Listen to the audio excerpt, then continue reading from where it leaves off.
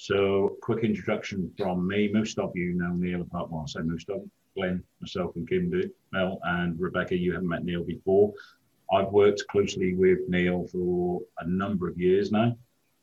Neil is an excellent business advisor, business coach. What label would you put on yourself, Neil? Is it business advisor? Just an old bloke who knows a fair bit, I think. The labels are really tricky, aren't they? Just somebody who's been around the block, I think. Yeah. Well, you've certainly been around the block.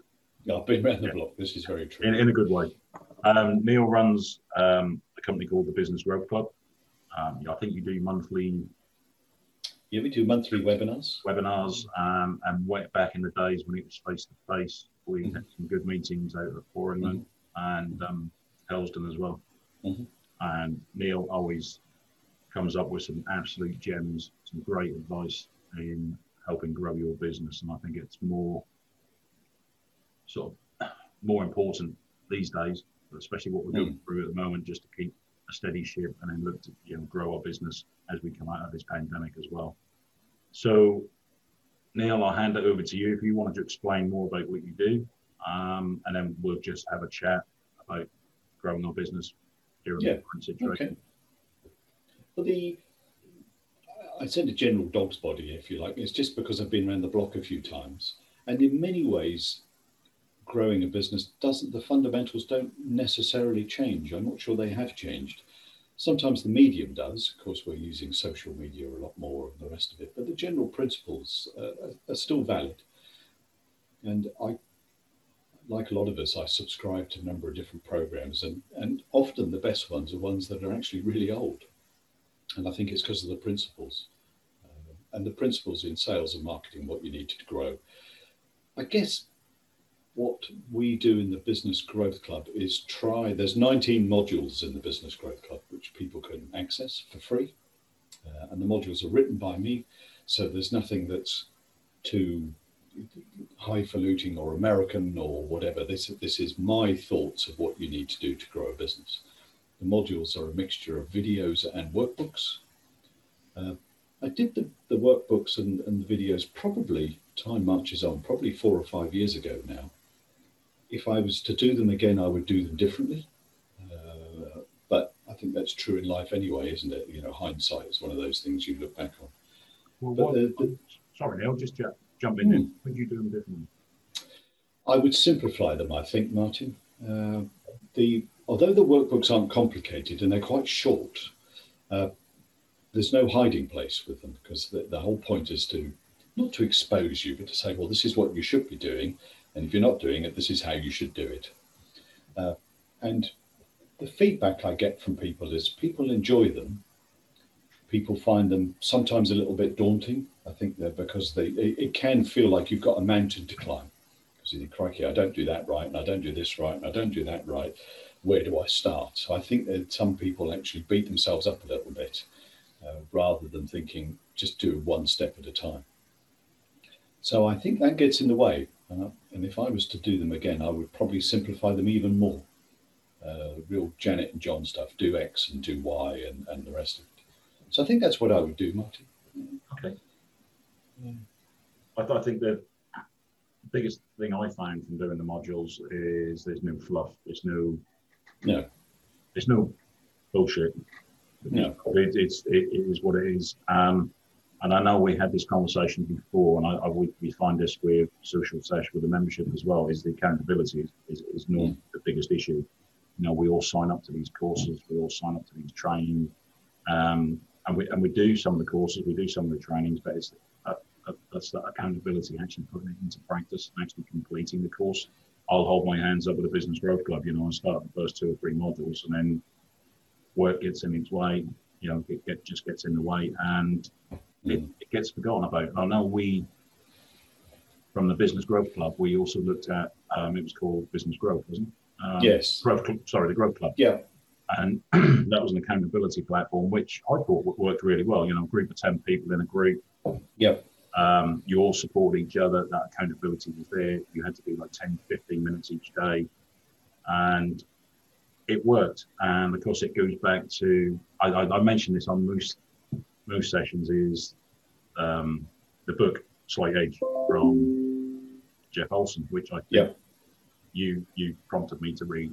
Yeah, it's a great book. And it's all about just doing those sort of little things each day, just that make a difference, which over time, 10, 15 minutes build up to you made a substantial difference.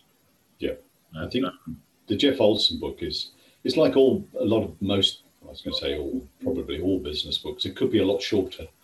You could probably get the message over in 10 pages rather than 300.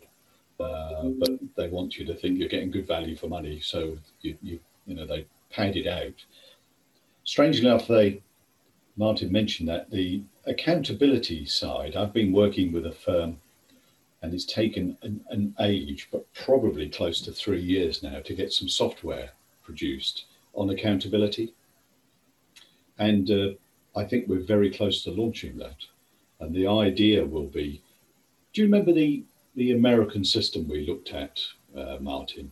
It's a better version of that, where you get people in small groups. You could be doing different things. It was largely made for writing, but you could be doing different things. But the idea is you commit to say, well, I'll write 300 words a day for argument's sake.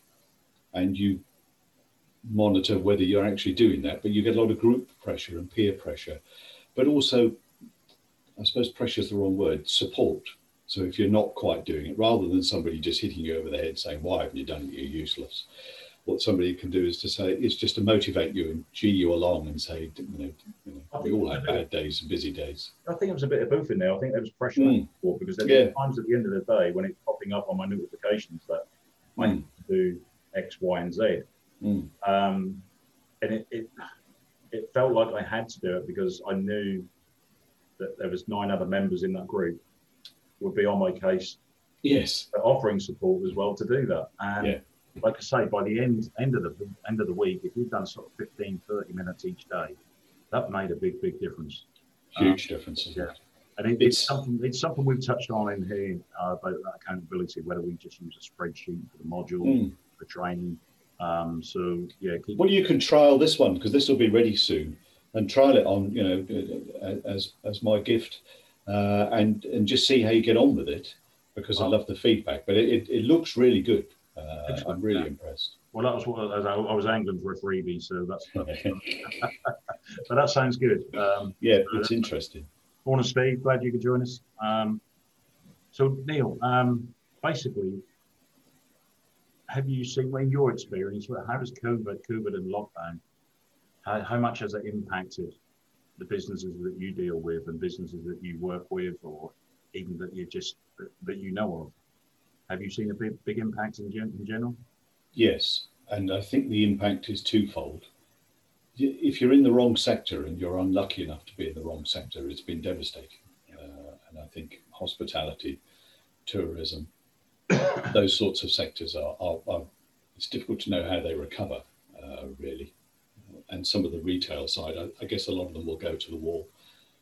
We were saying before we started recording, weren't we, Martin, that one of the really surprising things about the pandemic so far is the lack of bankruptcies. There's actually been very few bankruptcies, partly because of COVID, because of furlough, because of the grants that are around. Some people are just not, you could defer your VAT from this time last year. So there's been lots of schemes. So people have built up a lot of debt, but actually the bankruptcies haven't really happened. But my fear is that we're probably on the cusp of those.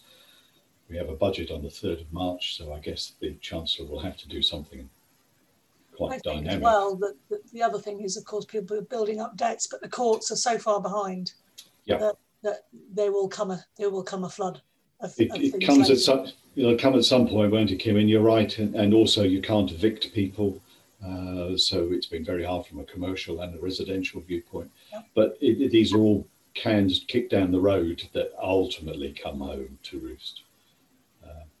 Businesses that have done very well, if anybody in the digital space, people in some service sectors have done very well.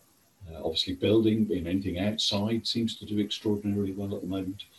And so lots of businesses have actually thrived and done very well. I know quite a few businesses that are a lot more profitable than they were, because they furloughed some staff and then found that actually work carries on. I think people are getting a bit burnt out. See an element of that because people have been working really hard. And I suppose you have to focus on the future and the sales and marketing side, and maybe there's an argument for collaboration as well. We probably do a lot too little on joint ventures and whatever, and there's probably people in your individual sectors who are maybe thinking, I don't want to do this on my own anymore, and I'd rather collectively we do something. So I am hearing some evidence of that. You touch on some interesting points there, Neil, because I don't know how you guys have found it as well, but I found myself working longer hours, especially in lockdown, because you get sick of sitting there watching Netflix after a while, and you tend to be sitting in the office or at the desk doing your work. But collaboration as well, I've found, again, in my experience, there's a guy I've teamed up with, specialist in LinkedIn. Now, that's stuff that he knows more about than what I do, so I'm more than happy to collaborate with him on LinkedIn. But again, going back to some industries have struggled, some industries, sectors have benefited from this. My own experience with the clients, all the hospitality ones, just a trampoline park, pubs, restaurants, they've all struggled. It's obviously, if they haven't got anyone coming through the doors, they're going to struggle. And yet, I've got a commercial cleaning company, and he is taking on staff. He is just so inundated because obviously his services are needed more than ever. So some industries will benefit from that. Glenn, I don't know how that's affected you so far. Has it been positive, negative? We haven't noticed much difference in many of our clients, because we don't have that many in the hospitality sector, nor the retail sector as well. So in terms of us as a practice, has that affected us? No. What it did do in the early days was kind of, we went from our normal day-to-day routine to suddenly becoming one of full support for a lot of clients that suddenly were hit by this, weren't sure how to deal with it, and needed reassurance and an arm around their shoulder to say, look, what do we do here? My business has now been told to shut down. We've got no future of any income. How do we sort of work through the minefield of what the government are telling us? So we went on a good 2-3 month support mission to make sure our clients kind of knew what was available to them, supporting them through some of the roughest times. And in some ways, we still are doing that, but a lot of it's plateaued out now. And it had a positive effect as well, because, we were getting referrals off the back of that, the way that we were supporting our clients were really appreciative of it. And, we ended up sort of having some clients referring people to us that didn't quite get that support with their existing accountants. So that kind of helped us, with new business acquisition, because normal referrals and what have you, because of the nature of how the pandemic hit everybody, they kind of dried up a little bit. Normal marketing activities slowed right down. So yeah, we've done okay personally through this. We've held our own, but we have noticed that some clients did need a lot of support, and we enjoyed giving them that support as well. That's basically what we're here for. I know, as a client of yours, I appreciate that support from day one. It was all completely the unknown, with the bounce back loans and grants and what was available, and there's so many people were falling through the gaps. It was incredible. It was a minefield, and typically of government, central government, is they say, here's what's available to you and go and figure out how to do it yourself, kind of thing. So that's where we came in. We had to figure it all out for them, and get that information to them as quick as we possibly could. So our day job came to a grinding halt in terms of myself and Tracy, and we went on a full support mission, and I think our clients obviously appreciated that from us. 100%, yeah. Kim, did it affect you too much? Yes and no. I mean, the first lockdown, we were mega busy, which led to us having a stonking year last year. Our financial year comes up at the end of May. And we've come into that post-initial lockdown, and it's affected it it's in two ways, really. The first is that everything's unpredictable. And so when we were busy, this time last year, this time this year we're not busy, and then we're busy in different times, and it's about planning. And if you know me, I'm a planner. I like to plan things, and it's just been absolutely impossible. So that has an impact on morale, an impact on, well, basically you just muddle through, don't you? You're not quite sure where on earth you are. But this year we are, I mean, if I tell you that we are about 46% up in terms of the number of new cases that we've opened this year, but that's not reflected in the amount of money that's coming through. So it affects cash flow because everything's slowed down. So, you know, the court system has slowed down, the personal injury system has slowed down, the insurance company staff are working from home, so you can never get hold of anybody. Medical records are taking ages to come in. Medical reports are taking ages to get done because all the doctors are employed within the NHS and they don't have the time to do those sort of things now. So just getting them settled, and they're things that, you know, there's lots of money sitting on files that will get paid for one day, but you can't predict how long that's going to take. And, you know, the probate registry is completely knackered at the minute. It's just, you know, you can apply for a grant of probate and you might get it back in 6 weeks because they amended and improved the system. So where we used to get it in 3 weeks, the maximum we'll get it now is in 6. But, you know, sometimes it's 6 months before we get a grant of probate and you can't do anything on the file. So it's a cash flow issue. I'm not worried, you know, we're holding our own, we do okay, there's enough to pay the wages and the bills as they come in. But we were on a trajectory, you know, we were doing that. And now it's sort of going, ooh. And that again has an impact on morale, doesn't it? Yeah, absolutely. Constantly thinking about, right, we've got to make sure that those bills get out, because we've got to make sure that we've got money to come in to pay everybody and what have you. And then in terms of me personally, you'll know that I've got a little corner shop. And over the last several years, we never make very much money out of it, but I have an immense loyalty to the staff there.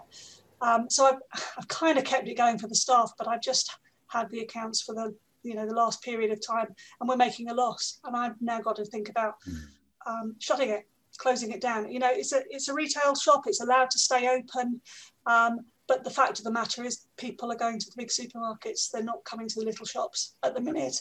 And it's one thing to run it and make a little bit of money, and another thing to run it and having put money that you're earning from other businesses into it. So that's a very difficult decision that we're going to have to come to at the minute. And in terms of the building and stuff, that's all slowed down because I've got 2 planning applications in that the council just aren't dealing with because everyone's working from home. So in terms of simple law and the building stuff, yeah, it's not affected it in terms of the amount of work that we've got. It's just affected us in terms of the amount of money that's coming in from that point of view. Thanks, Kim. There's some good points there, I think, because Martin and I were talking before. I think there are some real issues with supply chains. Hearing that more and more now. You mentioned the building game. Obviously, the building world is, supply chains don't work. And you're hearing that more and more with different sectors. The last Business Growth Club, we had somebody in the oil and gas sector who ships equipment out all over the world. Actually, they've got equipment stuck all over the world. They can't get it back. You've got Mitsubishi were saying that actually they were stopping shipping lots of stuff. And Mitsubishi are an industrial conglomerate. They're an enormous company, saying actually they're not shipping. Nothing to do with Brexit. This is just actually they've got supply chain issues. Mercedes have got supply chain issues. So it's happening everywhere, and it just elongates the process, doesn't it?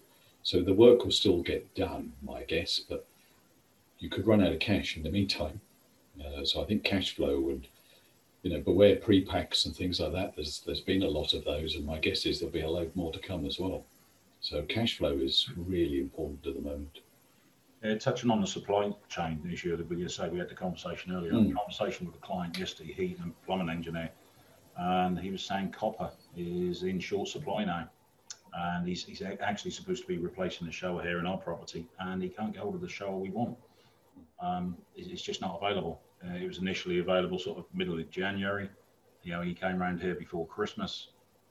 He said, I can't get the shower until the middle of January. Now it's end of January, middle of February, and it's just going on and on. So, yeah, supply chains seems to be a real issue with many businesses at the moment.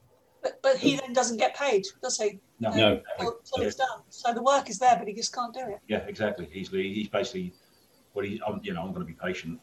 It's not his fault, but he's generally, he's losing that business. That job should have been done in January. That's now been put off till February, and he's losing business from it. So you'd hope that would mean it's quite saddened to hear your story, Kim, but that people would use more local, than it's about supply chain and it's about provenance with food and that sort of thing.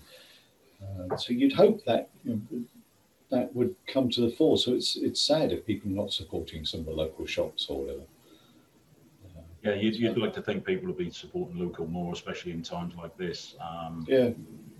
The other big risk that I mean, nobody's really talked about, because depending where you get your news from, I mean, I've given up watching the television news. I did watch it last night and immediately regretted it, because what a load of garbage that is. They're not reporting the news, they're just giving their take on everything and asking stupid questions. When can you guarantee schools are going to go back? Anybody who asks that should be shot, really, because... But anyway, stuff that is going on is there's a real fight going on in Australia at the moment with China. So China has imposed some because Australia were deeply critical of China and the Uyghurs and human rights abuse in Hong Kong and the rest of it. China's retaliated massively, and Australia hasn't backed down. And China's its biggest market by a mile. And now Australia's got in a fight with Google. I don't know if you'd seen that. No. They want to. Google does 95% of the search engine work in Australia, so it is, as over here, it's the dominant player. Australian government want them to be publishers, because actually that's what they are. They are publishers, so they get away with so much. Google has refused and said, well, we'll pull the plug on all of Australia if you want. And the government hasn't backed down. The government has said, you do what you want, but actually we're going to force you to be publishers, and we're going to force you to start paying for content. And actually no other government in the world has actually, joined forces with Australia to say, you know what, actually that is one of the big things with this pandemic. The likes of Google and Facebook have become so powerful that somebody at some stage has got to do something about it. And it may be Australia, but I only know that from talking to somebody whose family are in Australia.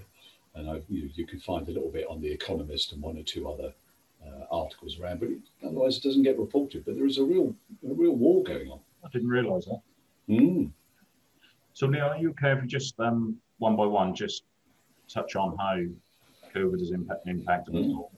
Mel, I know yours was quite a new business, and obviously it's been affected quite heavily by the pandemic, hasn't it? Sorry for Neil. Mel is a florist, by the way. Yeah, I'm a florist. Yes, my business, I basically started around about Christmas last year. Went through January, February as normal. March obviously closed right down. Sorry about my daughter sneezing in the background there. That was a So yeah, and basically, I mean, we picked up a little bit when I could open, and I have got some loyal customers coming back to me. But all I can really do at the moment is, the shop is actually obviously closed. It's the safest thing to do. I'm doing a few deliveries. I'm literally just keeping the website going up, because I've only recently bought the website.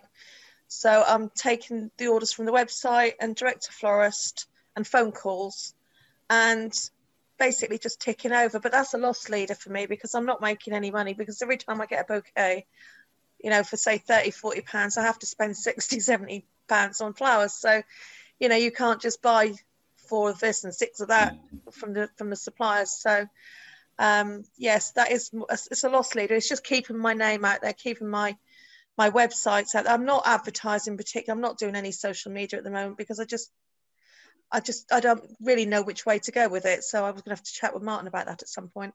But I think, in terms of supply, we have had a few difficulties. Flower Vision seem to be able to get the flowers in reasonably easily. Whittington's is a nightmare. They've struggled like mad to get things in. So I'm not quite sure what's going on, whether that's anything to do with COVID or just to do with Brexit, I'm not sure. But basically I'm getting the grants, which are keeping the bills paid, which is really good, because my shop is tiny, as some of you know. And so I don't pay business rates. So I get those grants, which are just paying the bills and everything. And my way of looking at it is that I just kind of sit on the business now until I can open, and then really push for trying to get it going really, much better. I have, like I said, I've got loyal customers that come back to me, just a few, not hundreds, but every time I get somebody who's loyal, it's a good thing, because the way I think of it is, with my business, is probably more likely in the village that I'm in, that if people talk to each other, and word of mouth is a really good thing for me. And in some ways I don't want business from a long way away, because I can't really accommodate it. I do, some people in like Wyndham, some people who have been very loyal to me, I will take their flowers to Wyndham, but realistically it's not worth it for me to do that. So thinking, Mel, just obviously in my head I've got, you've got to buy lots of flowers from Flower Vision, because you need to buy them in a certain amount. Have you had a chat with any of the local bands? I'm thinking in particular either the spa shop in Coltishall or the fruit and veg bloke in Coltishall, where if you've got surplus flowers, perhaps bouquet them up and sell them at cost, so you're not losing them, so you're not chucking them away. Yeah, I have had a chat with them. The garage wants to do that, but he wants to put his mark on, and he wants me to do them for nothing, basically, and I'm not prepared to do that. So throwing them away, Mel, if you're buying them to throw them away, at least if you covered the cost. Yeah, if I have those over, I do have a couple of other florists who I work with, and sometimes they'll take the flowers and they'll use them. So I have got ways of getting rid of. I do waste stuff. I've lost a whole load of plants because I just haven't sold them, and it's too cold in the shop to keep them. I wouldn't say I'm binning loads. I do waste stuff, obviously, and my way of thinking is, if I have extra flowers, I just bunch them up and take them to the care home, because that really does cheer the staff up and the residents, because they're locked in literally at Mill House. So I'm doing my charitable bit as well. But it's just like, it's just a bit ticking over, really. Any advice, Neil, on how Mel can basically sort of just keep ticking over at the moment, but hopefully grow her business as we come out of this? I think that's all you can probably do, Mel. And I take Kim's point on in terms of trying to find somebody you can collaborate with, because you would hope that people will start to look far more local rather than going to some of the nationals and the bigger players.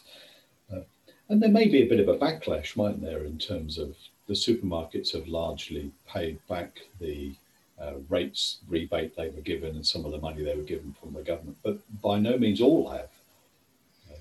Waitrose haven't, for instance, and John Lewis haven't, even though they're making a profit. So it's all about just being local. The stuff that I see work from an advertising and marketing viewpoint is stressing that it's local. So we're local people who live locally, and we try and keep our supply chain as local as possible. Like the fruit and veg guy that I get my fruit and veg from, it's the fact he's local. So it's Norfolk veg, and it's what's in season. So we're not getting, sugar snap peas from Peru or whatever, which just seems ludicrous. Actually, we're using local stuff. So I think there is a story there, but I'm not saying it's easy, Mel. It's a really difficult thing, isn't it? Yeah, I mean, I have to. The whole time we've been through this, I have left flowers next door with Farm to Fork. They're quite good, but they don't always sell. It's worth just just. It comes back to what we were talking about earlier, Neil, that again, those supply chains and collaboration again. Yeah, I think for small people in particular, and I suppose the other thing is something Kim mentioned, is not having all your eggs in one basket. Yeah. If this pandemic has really proved, some of the businesses that have really struggled is because they were only in maybe servicing the hospitality sector or whatever, and suddenly everything's gone. So it's trying to be as diverse without making yourself too thin, but having multiple strategies than just one. Okay. Thanks for that, Mel. Yeah. Rebecca offers business services based in Prince Wales Road in Norwich. Rebecca, how has this affected you? From 2 points of the business, I'll start with the administrative services. We've still got clients, they're still doing their work. One of our biggest clients is in the hospitality sector and hasn't paid his bills in, but we know that he will, because every time he gets a grant, he gives us some of the money he owes us. So we're just keeping him ticking over, but we're very much trying to diversify and not have lots of people, lots of clients within one sector, just to pay the bills, keep the cash flow going as best we can from that respect. Obviously, our co-working space, which we launched at the start of last year, is not doing very much. We've got a couple of people in there. It's a big room, it's 10 people, there's only 2 of them, and they want to be there, and they've basically accepted that the risk is their risk to take. But we're not pushing it, we're not selling it, because we just don't feel like it's the ethical thing to do right now. So. Okay, thanks. Any advice now? I think you've already hit the nail on the head there, Rebecca, in terms of trying to diversify maybe away from some of the hospitality and being too much in one sector. Easier said than done, because you tend to get referrals from people in that sector. Yeah. So I'm not saying it's easy, but that's clearly a logical thing to do. Yeah. And it's one of the lessons for all of us, I think, is to do that. So it sounds like you're doing the right thing. Yeah, we're happy to, as long as we're covering the bills, that's enough at the minute. So yeah. And don't freeze up on me, please, Neil. Right, Steve. Morning, Steve. Lovely to see you. Hopefully Neil will come back. Do you want to unmute yourself, Steve? Hello. Yeah, I'm there. I'm just Good to see you. For those that don't know Steve, you're a web designer? Yeah, that's right. Neil, are you back with us? I am indeed. Yeah. I never lost you, actually. I could hear you talking about me. Yeah, please don't do that to me. Steve, obviously you know Neil. I'm sure you must know Neil. Yeah. Steve, has this affected you much? It did kind of in the early stages of the first lockdown, sort of last March, April time. I think a lot of clients just didn't quite know what they were doing, where things were going to go, how long it's going to last. You know, I think most people thought it might just be for a few weeks and then we'd be out of it. Obviously not the case. But no, after that, it kind of it was quiet, and then it went quite good up until sort of the end of last year. Was very, very busy. I had several sort of retail customers who weren't selling online and then moved to selling online, so that shifted quite nicely. I had a couple of existing customers. One was a specialist wine shop. They had a website which was rather old, which I'd done years ago, and they'd never really touched, and I'd encouraged them to do something all the time with it. They'd never gone down that route very well, and so we did that just before Christmas, so they could get their Christmas sales in online. Being a wine shop, they're an essential shop, but no, they've actually done very well. They took a significant amount of money through that online shop just before Christmas, so they were very happy with that, and it's continued to do quite well afterwards as well. But I've also lost a couple of clients. Couple have gone out of business, which is sad, of course. And another one came on board. I lost a client a couple of years ago to Yell. Yell had done a rather good sales job on them, and then in the summer they sort of came back and said, "We've just been looking at our search engine positionings, and it's absolutely terrible." And when you did it, I was like absolutely top all the time. So I was rather pleased to get them back in again, and we did a new site for them, and they're a specialist family law company, so obviously they were spotting that divorces separations might be on the up with lockdown, so they wanted to take advantage of that. So anyway, so we've got them back in pole position again, which is rather good. I should imagine anyone doing e-commerce must have probably benefited from lockdown. Yeah, very much so. Had a couple of companies that didn't do so much, but then that was because they were selling stuff which was not really locked down. Like I've got a specialist company that does industrial diving equipment, specialist diving equipment for oil rigs and oil and gas. And a lot of the stuff which they were selling, they wasn't selling so much. And also they had supply problems as well with some of the kit which was coming in from different countries and having to be assembled in the UK. And I think Brexit has impacted that as well. So they're not getting so much, or they're having to pay more with supply chain problems and pay more to get stuff brought in from different suppliers. So mostly e-commerce has been quite good. for most customers. And they've done more and more. So as many have. So the web side of the business has done extremely well. The photography side of the business, where I run photography workshops and stuff, has just ceased. So, and of course, a lot of my work, I do that on my sort of research trips. I do that a year in advance. So the stuff I was supposed to be going to Scotland to research locations for photo shoots in a couple of weeks' time. I won't be able to do that probably until next year. So I'll be doing the research now in the winter of 2022 to run a workshop in the winter of 2023. So everything is kind of running like a year in advance. So things I should have been doing, travels I should have been doing last year for preparation this year, are now going to happen, fingers crossed, this year to run next year. So it's all a very, very slow job. So a lot of things on that side of the business is quite heavily impacted. So it's tricky. Right, thanks, Steve. Just conscious of time, so I'll just quickly ask Raymond, Jamie, and Kevin, and because there's a couple other questions I want to ask Neil, and then any questions that you've got at the end that you want to throw at Neil, I'm sure he can answer. I'm going to jump to Kevin because I've got a feeling I know where you are, but I'm intrigued. This has got to be a first. How high up are you, Kevin? I'm about 45 metres above Barrack Street. Okay, lovely. So most of us sitting at our desk. I take it. Can you tell us what you do, Kevin? No, yeah, best bear with me, guys. I'm multitasking. Okay, no worries.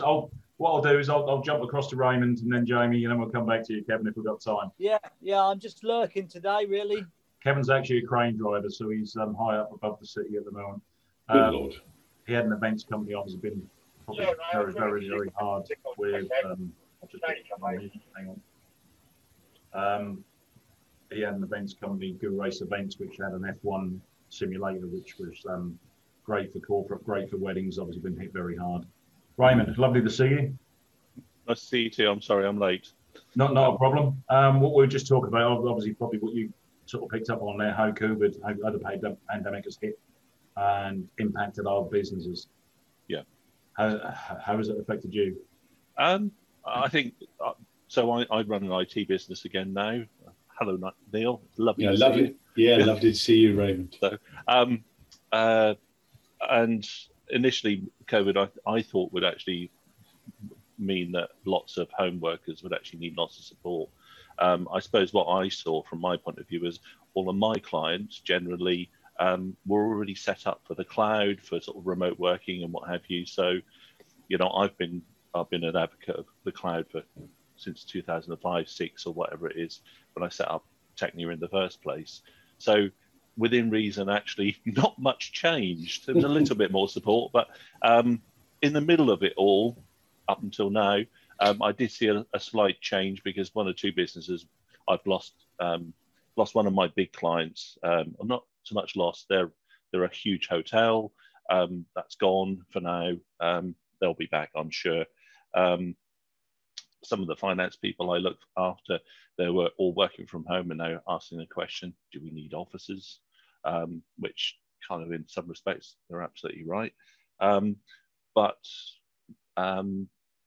I ended up getting involved with the schools. And that's actually been a big thing for me, especially in this current lockdown where a lot of the kids are having to learn from home.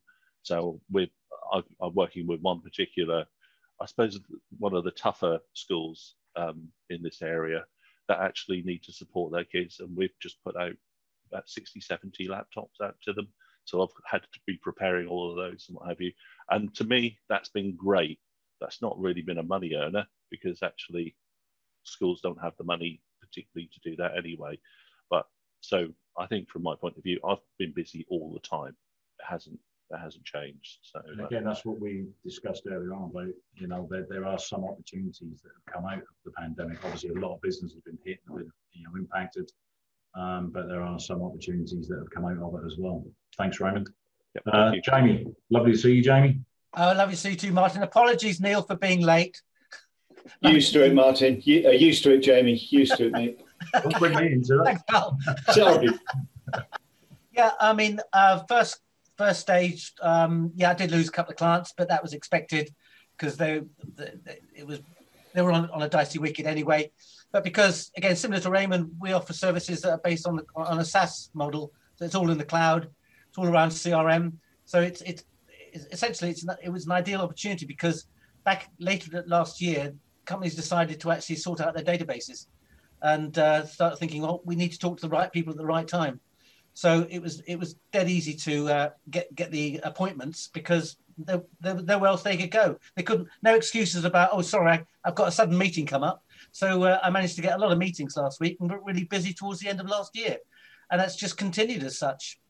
And yeah, I haven't really seen much effect, even on the third lockdown. It seems to be really busy. The problem, my problem is getting the money in because we can only get paid when we deliver. And there's so much work out there. We're struggling to actually get the thing managed and delivered. So that's I'm on the case on that. And you had a problem personally, is the pubs are shut and you can't go for your bike ride on Sunday now. It's terrible. I know, it's awful. I mean, just a bike ride. Talk about passing a pub. I mean, it really does. It does great. Anyone who lives in the Thorpe area on a Sunday, you'll see Jamie biking from pub to pub. And I just want to see him when he goes on his way home. That must be very, very interesting. Thanks, Jamie. Lovely to see you. No worries. Good to see you all. So, Neil, what's next? What do we do? What do we need to be doing to protect our business? And then obviously, hopefully, as we come out of this, grow our business. I think we've touched on probably all the issues, which is cash is, I know it's a trite saying, but cash is king, but actually it's never more true than now. In particular, if people have taken advantage of, the bounce back or C-bills or whatever, I think there is some anecdotal evidence that I've heard that the banks are playing hardball. Banks will lend money, but they need to be convinced that you're in a good place and you need it. And normally going to a bank and saying, actually, cash is tight, we need some money, isn't a very good argument, and certainly wouldn't be now. In particular, if you've already taken advantage of some of the grants and loans that are out there. So I think cash is king. Focus on local. Don't have all your eggs in one basket. Use social media clearly as a way for most small businesses is really important. It's all about relationships, isn't it? Absolutely. And, I'm obviously going to say social media, but like what Mel touched on earlier, she's not, Mel, you said you're not using social media at the moment because you don't feel that you can, obviously push that sales pitch out there. But I think now is the time to be using social media just to stay in touch with your audience, with your followers. Let them know you're still there. Let them know, even if you're not trading, that you're still there. You're still there to answer any questions you have. And I think social media plays a big part in building those relationships as well. I think it does. And I guess the other general advice I would give is stop watching the news. Because what's the point? Actually, it's garbage. The level of journalism in this country is appalling. And they're all after sound bites. They're all after little things, Piers Morgan, should be shot. Because actually it's sound bites again. It's just trying to trip people up. And you think, actually, that doesn't help. So read quality papers or, get The Economist or read some of the stuff around. But actually listening to the news day after day, it's a complete and utter waste of time. Well, we've done well so far. We're 45 minutes in. Nobody swore. But somebody said bullshit. Yeah, who said bullshit? Oh, you did. You did.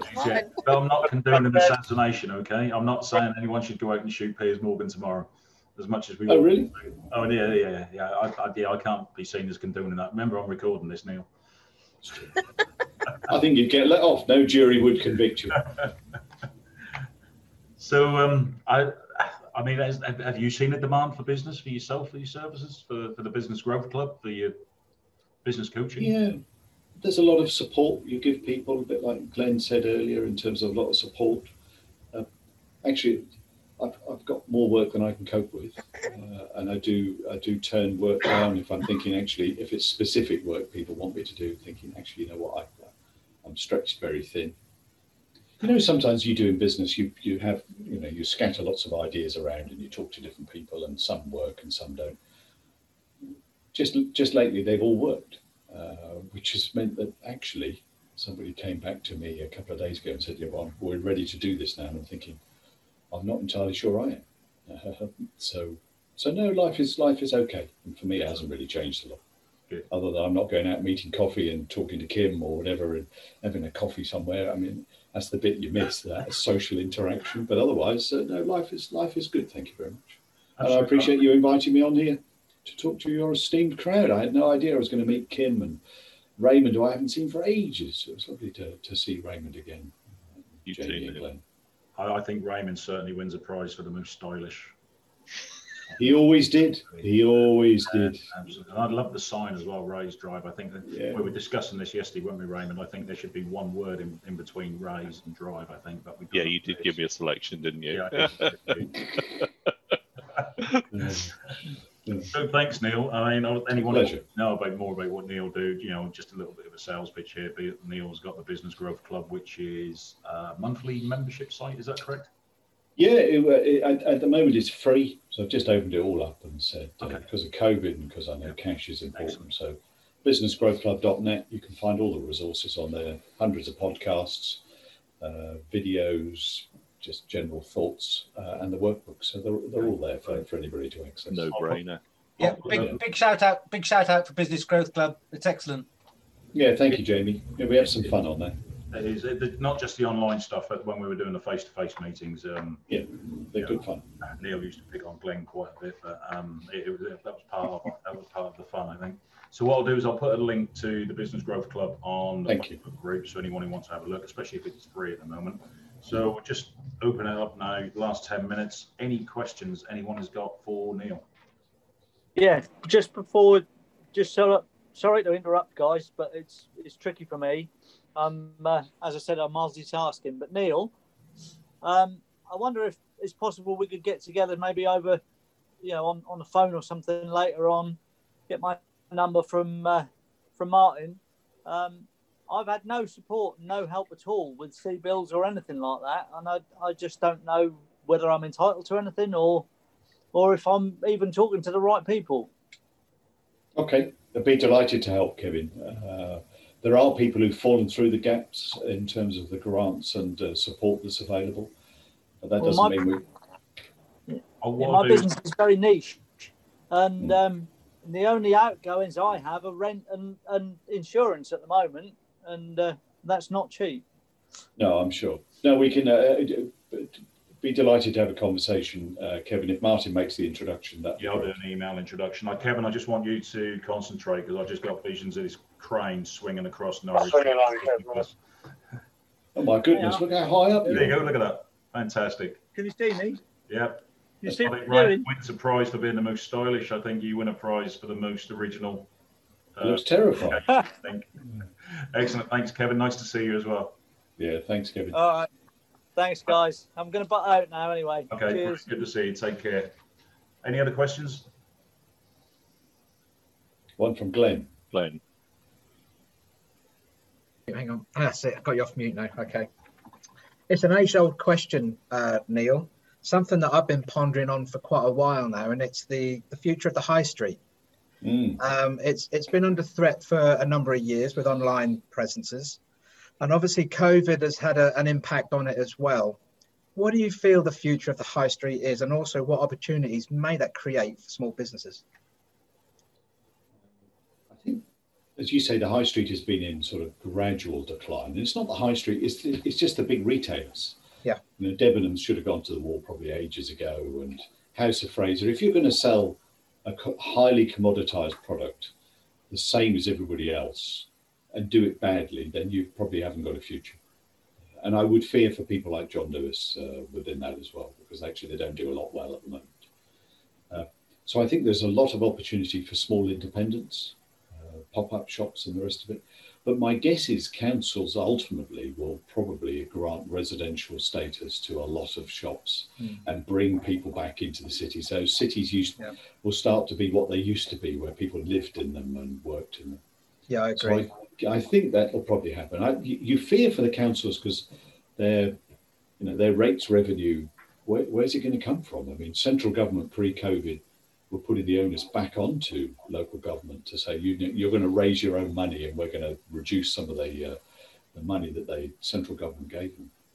And actually, it's come at the worst possible time for the local authorities. So huge social needs, dwindling revenue streams. Quite a few of them, and I guess Norfolk is probably the same, have got involved in commercial property that they know nothing about and have all caught cold on, because they were able to borrow money cheaply from the government and invest in property. So they've nearly all of them have got caught cold on that. But my guess is it'll be more residential. Don't you think, Glenn? That, I do. I absolutely fully agree with that. That's something that I've been thinking about over the last couple of years. I mean, as you know, I live in Lowestoft and I look at the high street. I don't go up there very often, which is also a telltale sign, because there's nothing to go up there to see. No. You know, most of the shops are shut. It's probably the same in Norwich as well. And I just wonder what can be done, you know, because it's a lovely area, but most of the shops are boarded up, and I just think, what opportunities are there? And I've often thought a couple of good, you know, little restaurants, little bistros, and then the rest of it residential with, you know, they could make that a really lovely, enticing place. And that's probably what it'll do, I guess. Yeah. Because if you look at some of the shops in Norwich, Gerald's has been smart. You know, it's high-end food, which seems a bit odd, but they've got loads, from a seafood restaurant to, and pre-lockdown, you'd go in there and you wouldn't get a seat. That's it. But just going in to buy a pair of underpants or some clothes or a saucepan, actually now we're just saying, actually, I'll just get it from Amazon. Yeah. And I think, you know, with the Lowestoft High Street, with it being so close to the train station, it will entice visitors to the area, tourists. It would give the town a lift as well. And I think there's a lot of positive opportunities to happen in Lowestoft. And I honestly think with the retail park being literally within walking distance of the high street as well, I think there's a lot of opportunity in my particular town. And I'm curious what would happen around the country and also in Norwich as well, how they would adapt to the shops that are potentially under threat through coronavirus and those that are shutting down. Like you said earlier, you mentioned joint ventures. Maybe some of those may come in, pop-up shops, etc. It's just something that really interests me to wonder what is the future of it. And I guess... Yeah, I think the government's already anticipating that, aren't they? Yeah, I think so. They've changed the planning rules, haven't they? I mean, we our little office on a crap little row off of Great Yarmouth Marketplace, we've got, you know, planning for 2 flats above the shop, so we just have the bottom now. The opposite side of the little row, that shop, which is an enormous shop, which has been closed for a little while, I think is now selling PPE stuff out the back or something or other. But that's now, I know that they're looking to put 5 units into that one. You know, it's already starting, you know, that everything's going to be turned into residential. And I think what will pop up are things that will serve those residential areas. So as you say, Glenn, the little restaurants or, you know, perhaps smaller corner shops that sell little bits of groceries or what have you, that will just service those residential areas now rather than having something that's going to be massive. And I think as much as we want to support the high street and the local shops as well, you know, things like Prime, Amazon Prime have made it so convenient for us. You know, I've ordered something off there this morning that if I order it within a certain time, I'll get it by 10 p.m. tonight. And that's crazy. It's so convenient for us to shop online that even before the pandemic, I think it was having an impact on the high street. And the big one for Amazon, of course, is because Amazon use a lot of local suppliers and a lot of small businesses. Have you seen that they're about to launch a delivery service? Because actually they're fundamentally a logistics company. They placed an order for 100,000 electric vans. Yeah, I see that. Yeah. And so the likes of DPD and Hermes and FedEx and all the rest of it, who've had it easy and they've crap service for years. All of a sudden you've got Amazon, who are really good, coming along. So I think you're just going to order stuff from Amazon and get it picked up. I just got one quick question that Andrea sent in, Neil, if that's okay. What would your tips be on how to grow your business at the moment, given where we are with the 3rd lockdown? What would your key tips be? Blimey, that's a difficult question, isn't it? Let's put you on the spot. Well, I think it's I think it comes back and touches a little bit that Mel said earlier. I don't think you can stop the sales and marketing activity, and it's very easy to not sit back is the wrong word, because clearly you haven't done that, but it's very easy to get into this mindset of thinking, well, I'm not going anywhere and nothing's going to happen, and what's the point? What can I do? And actually, there is work out there. You might have to think slightly laterally, but there is work out there. And don't stop the sales and marketing, because there will be a staycation. Tourism industry has been massively impacted, but there is undoubtedly evidence to say that the staycation bookings are way up, aren't we? If we're not going to Tenerife or wherever, actually we're all staying here.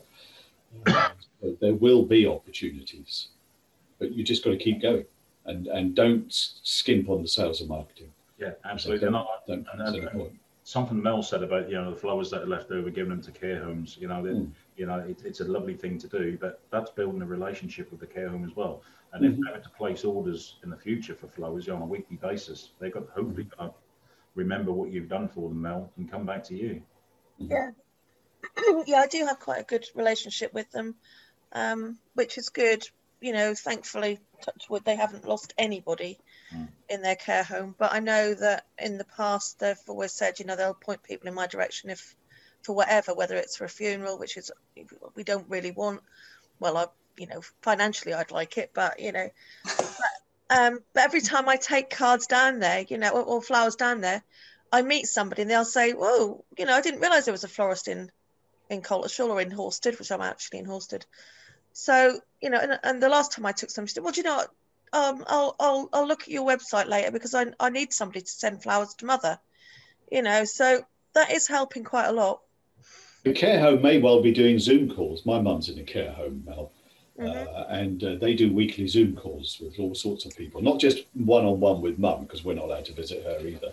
No. But they do with they sometimes get a whole raft of people in on one big Zoom call like now.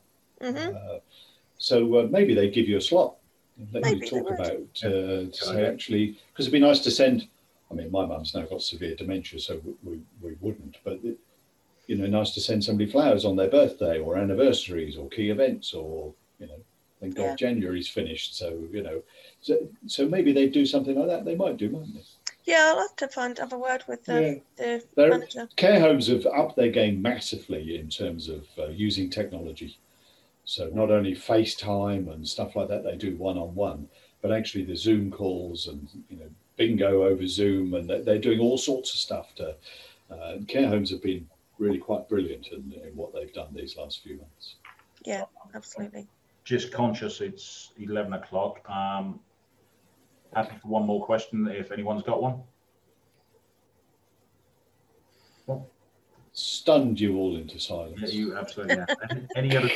Any other tips quickly, Neil, on what we can be doing at the moment? Just keep going. I mean, it is a reset, isn't it? They talk about being a reset. What's the priority in life? It probably isn't to work 60 hours a week. I think the key takeout from this is not having all your eggs in one basket, like Rebecca said, not focusing on one industry. And divide, I hate the term pivoting, but it's diversifying as well into other areas. This, for me, for lockdown, if it wasn't for lockdown, SocialZesh probably wouldn't have got off the ground. It's given me that time and that push to have, let's have something else rather than all my eggs in one basket. If I was to lose half a dozen clients tomorrow, I'd be struggling.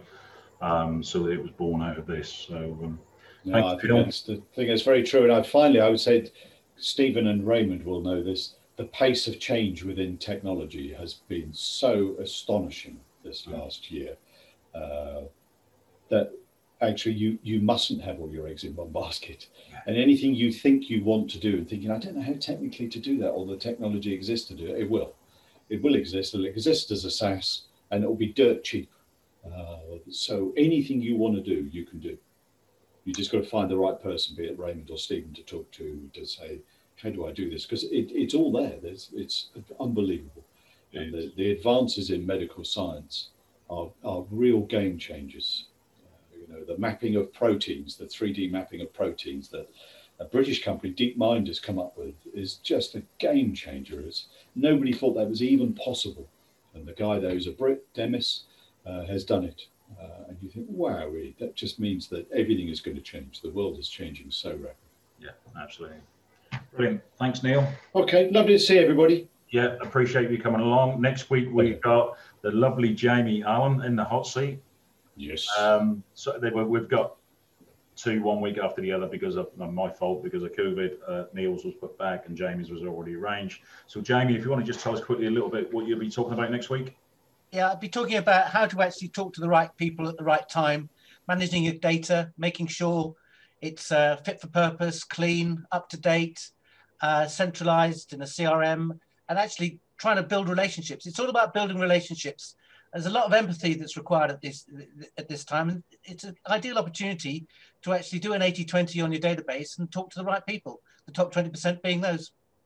Brilliant. Look forward to it, Jamie. Neil's obviously had to jump off. I think he's on the call 11, so we apologies for running over slightly. Thank you all for being here this morning. It will go on to the website as a recording as well. Lovely to see you all. Have a fantastic day. If you've got any more questions for Neil or any questions for Jamie next week, stick them on the Facebook group or email me, and I'll get answers for you. But great to see you all. Have a lovely day. Have a good week, guys. Have a great week and speak to you soon. Take care. Bye.